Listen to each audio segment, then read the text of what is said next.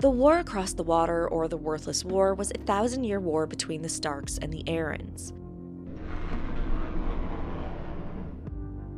The lead-up. After the Andals had begun their invasion in Westeros, first landing and conquering in the Vale, House Arryn took over the region after a last stand of some First Men houses under the leadership of the last Royce king, King Roybar Royce II. Under the new Arryn kings, most of what is known as the modern Vale were brought into the Vale proper, now officially the Vale of Arryn.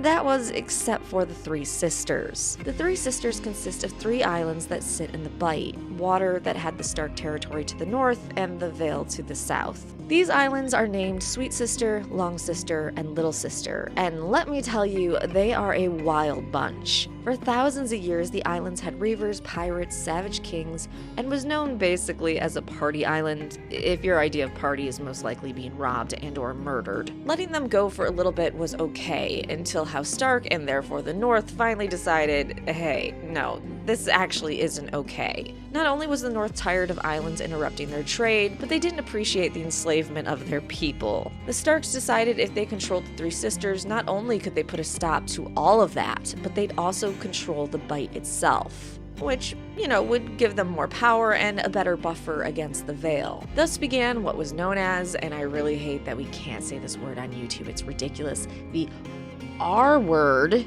of the Three Sisters. It's so stupid. A lot of what is said about this time may be greatly exaggerated. According to the histories on the island Long Sister, the Northmen killed their children to fill their cooking pots without mercy. When they'd capture a man, they'd pull the entrails from them while alive to wind them around spits for meals. At Headman's Mount, 3,000 warriors were said to be executed in the space of a day by the Northerners. Now, while the North doesn't have any of this in their history, I think the last bit of history in their chronicles might be true, that Balthazar Bolton had a pink pavilion made from the flayed skin of 100 sistermen. The Boltons always had a taste for flaying and were told to calm it down under the Starks, so I can kind of see in the conquest of the Three Sisters they may have went a bit wild again. Whatever is true or not, the North's attack on the Three Sisters led to the lords that made it out of the initial assault run to the current Arryn king, King Mathos Arryn II, and beg for help. King Mathos saw a way to expand their power. Even though they had Gulltown as their main city for trade, it didn't hurt to control another expanse of water. And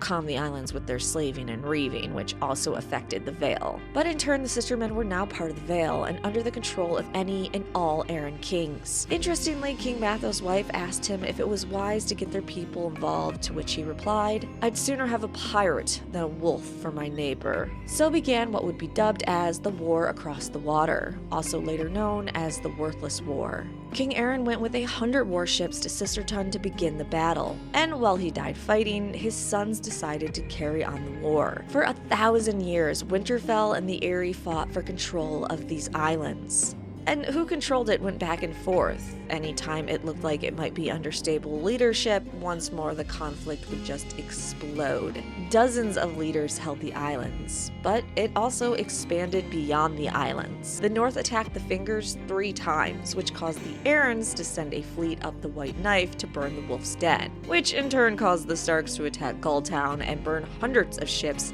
after they couldn't get past the strong walls of the Vale's prized city. In the end, the Arryns only won control of the Three Sisters because the North basically decided, F this. In Archmaester Peristans, A Consideration of History, he wrote, "For 10 long centuries, the direwolf and the falcon had fought and bled over 3 rocks, until one day the wolf awoke as from a dream and realized it was only stone between his teeth, whence he spat it out and walked away." The Vale would control the Three Sisters from then on out, with one exception. Right after Aegon's conquest, Queen Marla Sunderland would take control of the Three Sisters. She, however, was quickly deposed of when the North, under Aegon the Conqueror's demand, brought a Braavosi fleet and got rid of her. Her brother swore himself to House Targaryen, and Queen Marla just became a silent sister in the end. So thanks for watching, like, subscribe, and come back for more A Song of Ice and Fire lore, specifically right now the Vale, before moving on to other lore.